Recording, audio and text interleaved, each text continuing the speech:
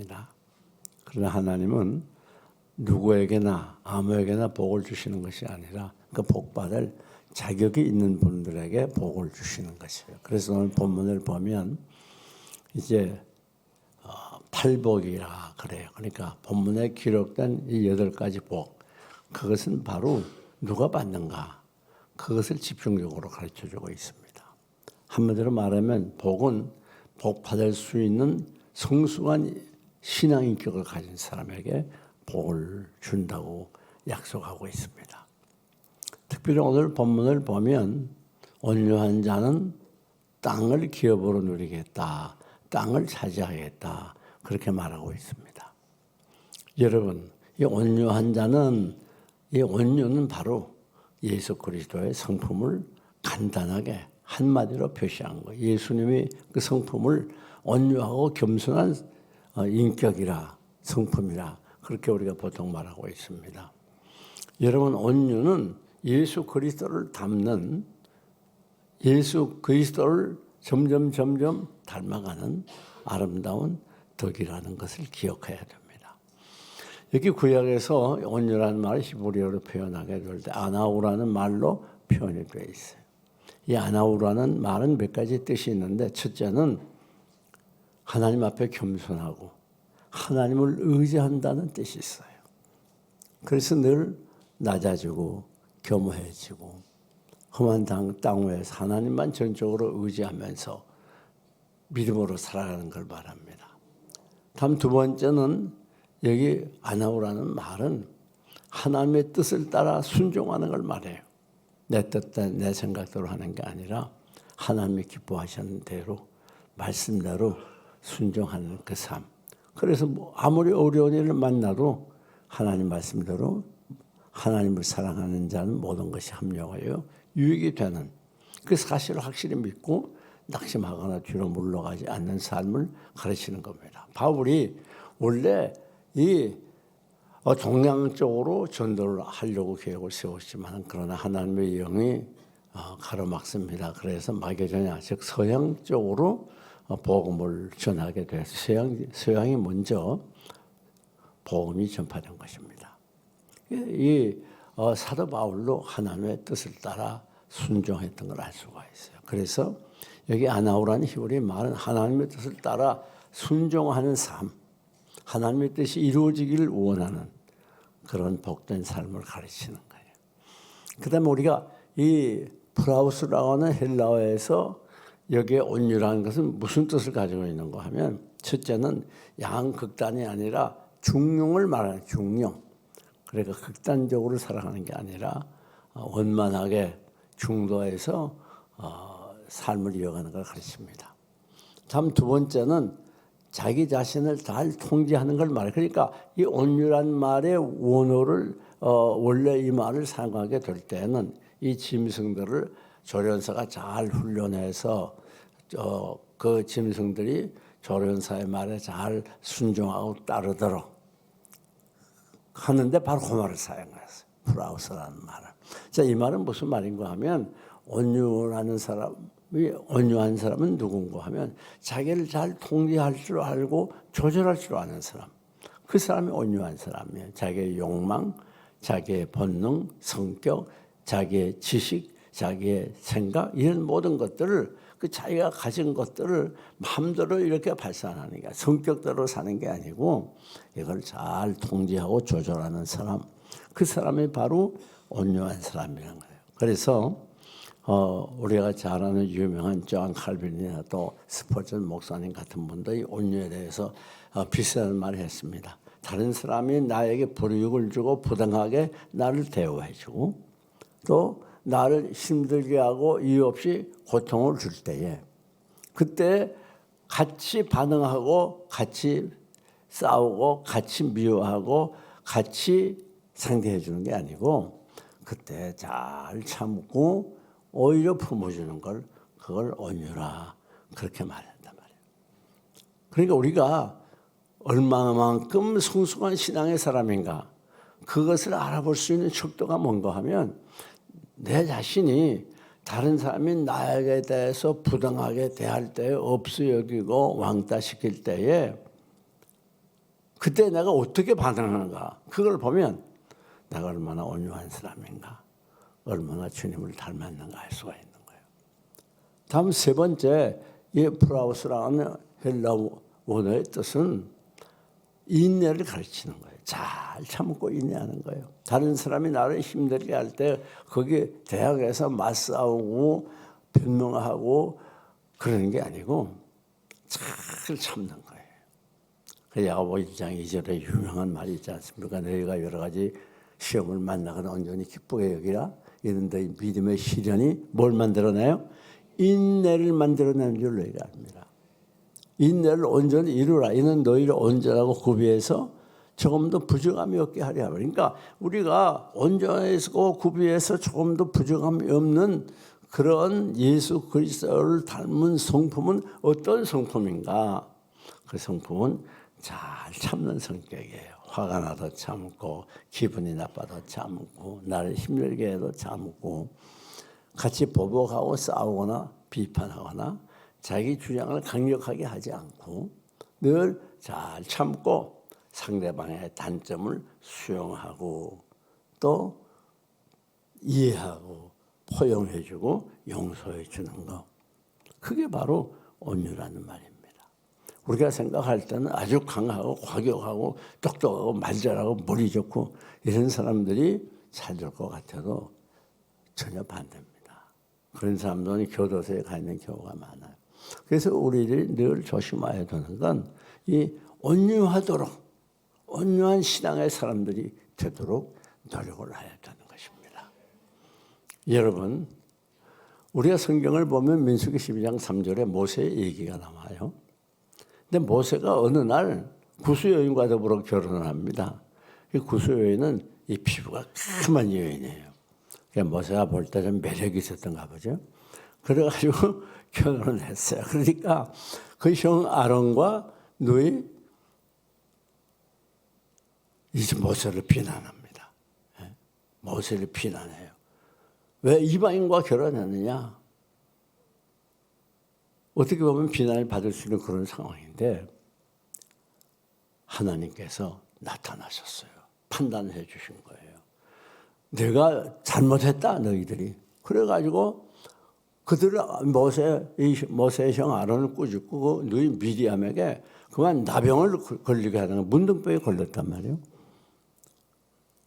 그러니까 모세가 그 누이 미디암을 위해서 간절히 기도해줘가지고 그 문둥병에서 치유되는 그런 이야기가 민수기 12장 3절에 기록이 되어 있습니다. 자, 근데 모세는 그들이 자기를 그렇게 막 신랄하게 공격해도 한마디 대항하지 않았어요. 뭐 결혼 내가 하고 싶으면 하는 거 아니에요? 그런데 한마디 대항하지 않아요. 그때 벌써 이 흑백에 문제가 있었던 거예요. 이 민족에 대한 차별이 있었던 겁니다. 여러분, 근데 모세는 한마디도 대항하거나 싸우거나 다투지 않았단 말이에요. 잘 참았어요. 잘 참았더니 하나님께서 해결해 주시다. 그러니까 온유한 사람의 특징은 서로 다투고 싸우고 미워하고 원수 같고 보복하는 게 아니라 잘 참고 인내해주고 오히려 더 포용해주고 이해해주고 또 용서해주고 그러면 남은 문제는 누가 해결해줘요? 하나님 해결해주는 거예요. 하나님께 맡기는 거예요. 원수 갚는 것이 내게 있으니 내가 갚으리라. 하나님께서 그렇게 말씀했잖아요. 여러분, 온유한 삶은 가장 위대한 삶이고 가장 성공적인 삶이고 그리스도인다운 삶의 특징입니다. 여러분, 그럼 이 온유한 삶은 어떤 복을 받는가? 첫째는 승리의 복을 받게 돼요. 온유한 자는 하는 것마다 승리하게 됩니다. 우리가 나폴레온을 잘 알지 않습니까? 나폴레온이 유럽 전체를 이제 정복해 가면서 결국은 유럽 정복에 실패하고 저 워터루 전쟁에 실패했어요. 그래가지고 비참하게 죽지 않습니까? 그런데 그때 뭐라고 말하는가 하면 나는 칼과 창으로 유럽을 정복하려고 했지만 실패했다. 그러나 예수는 십자가의 사랑으로 전 세계 인류의 마음을 정복했다는 유명한 말을 남겼어요. 여러분 결국 이 마음을 정복하고 승리하는 사람은 누군가 하면 온유한 자가 승리하는 거예요. 그래서 인자한 왕이 그 위를 경고히 한다고 그랬어요. 인자한 왕이. 나라를 아주 인자의 사랑으로 잘 다스릴 때 백성에게 존경을 받게 돼. 두 번째는 온유한 자가 받는 복은 존경과 높임을 받아요. 멸시를 받지 않습니다. 그가 약한 그의 처세 방법이 약해 보이고 적응하지 못할 것 같아도 그러나 그 처세 방법이 가장 이 세상에서 잘 적응하고 성공할 수 있는 그런 한 사람에게 존경을 받을 수 있는 삶이라는 걸 성경은 가르쳐주고 있습니다. 자, 우리가 이 요셉이라는 인물을 잘 알잖아요. 근데 요셉이 얼마나 억울함을 많이 당했습니까? 다른 사람도 아닌 형들에게 팔려가지고 그 얼마나 가슴에 상처가 크겠어요. 그 애굽에 내려가서 그 어린 요셉이 애굽 말을 합니까? 말도 하지 못하죠. 또 문화 충격이 있었을 거 아니에요. 완전 문화가 다르니까. 그래서 그 새로운 문화에 적응하면서 또 노예 노릇하면서 얼마나 고생을 많이 했겠어요. 그뿐 아니라 보디바의 아내의 유혹을 물리치는 그래서 경건을 지키려고 했던 죄 아닌 죄로 인해서 감옥에 갇히고 온갖 고생을 다 해요. 근데 저는 가끔가다 요셉의 일대기를 성경에서 읽으면서 이 생각이 드는 때가 있어요. 자, 요셉의 형들의 그 잘못에 대해서 다 용서해 주는데 그런데 저 같으면 그랬을 것 같아요. 뭐 만나서 같이 교제하고 식사하면 많이 했을 거 아닙니까? 그럴 때 아, 형님들 그때 너무했어요. 왜 그때 날 팔았어요? 그래가지고 내가 애굽에서 종로를 타면서 고생을 얼마나 많이 했는지 몰라요. 아니 농담 삼아라도 그런 말 한마디 할 것 같은데 그렇잖아요? 여러분 같으면 그럴 것 같지 않아요? 다 용서는 했어요. 그런데 그래도 그런 마음이 있을 거 아니에요. 근데 요셉은요 대단합니다. 한마디 말하지 않아요. 왜 그랬냐는 너무했다는 둥 한마디 말하지 않습니다. 끝까지 형들을 품고 나가 형들과 형의 자녀들을 다스리겠습니다. 필요한 거 공급해 주겠습니다. 이게 요셉의 위대성이에요. 하나님이 그런 요셉을 국무총리로 세울 수밖에 없었던 거예요. 아니 그뿐 아닙니다. 이제 국무총리가 됐으면 우선 해야 될 일이 뭐죠? 보통 같으면 국무총리가 됐잖아요. 그러면 그 악한 보디바의 안에 능지처참해야 될 거 아니에요. 그렇잖아요. 그거 가만두겠어요, 그거? 아니 형들도 가만두겠어요? 외나무들에서 만났지. 아, 또 감옥에 들어가가지고 술과는 떡과는에게 당신들이 감옥을 나가면 나의 억울한 사정을 좀 알려서 구원해달라. 그런데도 아무 소식이 없었잖아요. 잊어버렸잖아. 근데 요셉은 어느 누구에게도 보복하지 않았어요. 이게 요셉의 위대성입니다. 그러니까 우리가 정말 그리스도인답게 살려면 온유해야 돼요. 그래서 성경은 가장 이상적인 그리스도에 대한 표현, 양이라고 그래요. 양. 양은 절대 대항해서 싸운 짐승이 아닙니다. 우리 그리스도인들은 양같이 겉으로 보기에다 순해 보여요. 그러나 누구보다도 강한 것, 그게 바로 그리스도인이라고 합니다. 뿐만 아닙니다. 온유하게 되면 본문에 보니까 땅을 차지하겠다. 땅을 차지한다. 실제로 우리 이삭 같은 사람은 아주 온유한 분으로 나오잖아요. 성경에. 어떻게 그걸 알 수 있습니까? 이삭이 그 지역에는 워낙 이 사막 광야 지대가 많기 때문에 물이 생명이에요. 그 많은 가축들을 먹여야 되는데 물이 얼마나 많이 필요합니까? 우물을 파는 거예요. 우물을 파면 그 본토인 줄 알았을 때 메꿔버려요. 질투가 나가지고. 그럼 싸워야 되잖아, 가서. 예? 근데 아무 소리나 딴 데 또 파. 그 또 메꿔버려. 그럼 우리 같으면 어떻게 갔어요? 화가 얼마나 하겠어. 당장 쫓아가지고 막 싸우고 난리 할 거 아니에요. 그죠? 야, 종들아, 너 그 사람들 우물 가서 다 믿고. 당연히 그래야 되잖아요. 한마디 대항하고 갚지 않고 딴 데 또 파는 거예요. 그러니까 하나님이 이삭에게 어떤 복을 줬지요? 갑절을 옆에가 다 기근으로 가뭄이 들어가지고 죽게 생긴 이 이삭의 농사하는데 갑절에 100배죠. 100배의 복을 받아요.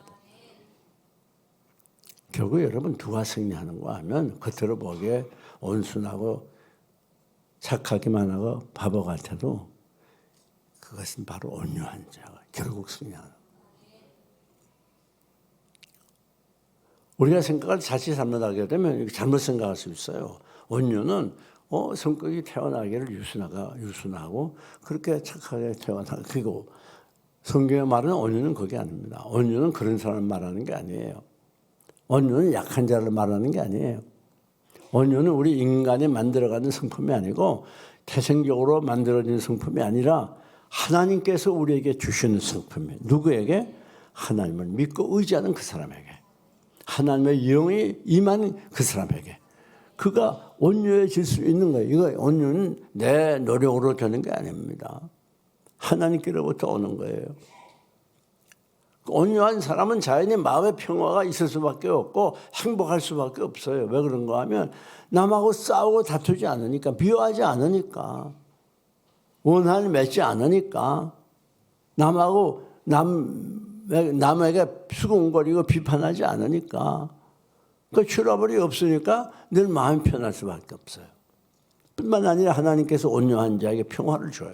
시편 37편 11절을 보면 온유한 자는 땅을 차지하며 풍부한 즐거움을 누리리라 그랬죠. 풍부한 즐거움. 하나님이 그 온유한 자에게 평화를 주는 거예요.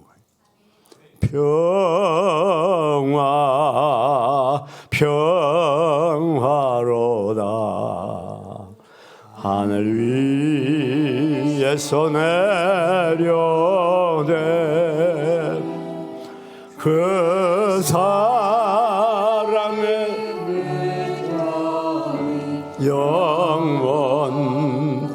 영원토록 내 영혼을 덮으소서. 그렇습니다. 결국 누가 승리하는가? 온유한 사람이 있을 거예요.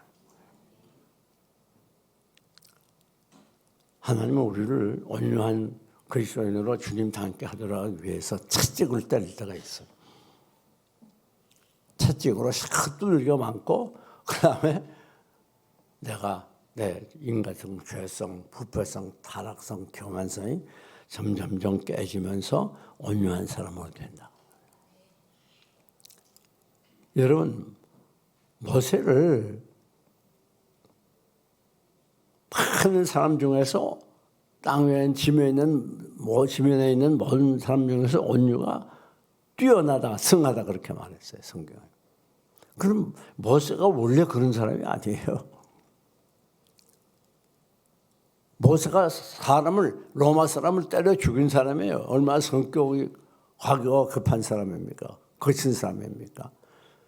그런데 어떻게 그렇게 땅 위에 있는 모든 사람보다 온유가 뛰어나게 됐지요? 광야 40년 동안 왕자의 몸으로 온갖 부경과 다 누리던 모세가 광야 40년 동안 그 숱한 고생을 하면서 모세의 죄성과 인간성이 깨지기 시작한 거예요. 그래서 온유하고 겸손한 사람이 됐어요. 여러분 사도 바울 보세요. 사도 바울이 바울 되기 전에 사울 시대에 하나님 믿는 사람을 핍박해서 붙잡아다가 농공에 넘겨주고 죽이게 하는 그 악한 일을 했잖아요. 그 사도 바울이 자기는 흉악범이라 그래요. 즉 복행자라 그렇게 말했잖아요. 그런 사울이 바울이 되면서 변화에 새로워져 가지고 얼마나 사랑에 대해서 말을 많이 했습니까? 특별히 재미있는 건 이 야고보와 요한이 어느 날 가다 보니까 자기들이 복음을 전하는데 받질 않아. 그러니까 뭐라 그랬죠? 예수님에게 주님 하늘에서 불이 내려서 저희들 다 멸망하게 해달라고. 끔찍한 얘기야. 여러분 전도하다 안 들으면 그러네. 저것들 하늘에서 불이 내려서 멸망하게 해달라고. 얼마나 과격합니까? 그런데 그 사도 요한이 나중에는 사랑의 사도가 됐어요. 그래서 요한복음 말할 것 없고 요한 1서, 2서, 3서를 기록하지 않습니까? 사랑에 대해서 얼마나 강조를 많이 해요. 그래서 우리에게 희망이 있는 거예요. 여러분 베드로 봐요. 얼마나 성격 급합니까? 매사에 나서 앞장서 가지고 성격 급해서 말고의 귀를 다 자르지 않나. 아니 칼을 쓰려면 가슴을 콕 줄이든지 뭘 귀 하나 다 딱 잘라가지고. 그런데 베드로니까 그럴 수 있었단 말이에요. 근데 그렇게 과교가 거친 그 성격이 나중에는 온유한 성격이 돼서 베드로서를 보면 온유에 대해서 여러 번 언급하는 걸 알 수 있어요. 사랑하는 교회 여러분, 여기에 희망이 있네. 우리는 부족해도 우리가 하나님 의지하고 믿음으로 살아갈 때 하나님 우리에게 온유한 성품을 키워주는 거예요. 점점. 우리가 이를 위해서 노력하고 애를 쓰고 그리고 하나님께 매달리면 예수님처럼 온유하고 겸손한 사람이 되어지는 것입니다. 여러분 온유는 그냥 동쪽에서 바람 불면 서쪽으로 가고 서쪽에서 바람 불면 동쪽으로 가고 누가 뭐라 하면 무조건 노예처럼 하는 그거의 온유가 아니에요. 여러분 이 모세 같은 분 봐요. 모세가 그렇게 지면에 있는 모든 사람보다 온유가 승했는데 그런 모세가 얼마나 강하고 담대한지 알 수 있잖아요. 자기의 생사권을 쥐고 있는 애굽 왕 바로에게 가서 이스라엘 민족을 해방시키는 그런 큰 일을 하잖아요. 아무데나 못 하잖아요. 자칫하면 죽임당하는데 어떻게 가서 말합니까? 온유한 사람은 자기 생각도 없이 형편 따라 사람 따라 하는 게 사는 사람이 아니라 분명한 자기 주장이 있고 때로는 무섭게 강한 그런 사람들이 바로 온유한 사람이에요. 그러나 대인관계에서 늘 부드럽고 품어주고 사랑해주고 사랑하되 온유의 절정은 뭡니까? 무조건적인 사랑, 아카페적인 사랑. 그게 온유의 절정을 할 수 있어요. 이제 말씀을 맺습니다. 사랑하는 교회 여러분들이요. 우리 금년 한 해 주님 닮아가도록 온유하고 겸손한 주님의 인격을 우리 속에 이루도록 우리 열심히 노력합시다. 교회에서도 꼭 필요한 사람은 온유한 사람이에요. 가정에서 필요한 사람은 온유한 사람, 사회에서 필요한 사람은 온유한 사람이 필요합니다. 우리 모두 온유한 사람이 돼서 하나님께 영광 돌리고 땅을 기업으로 누리는 여러분들이 되시기를 주님의 이름으로 축원합니다. 축원합니다.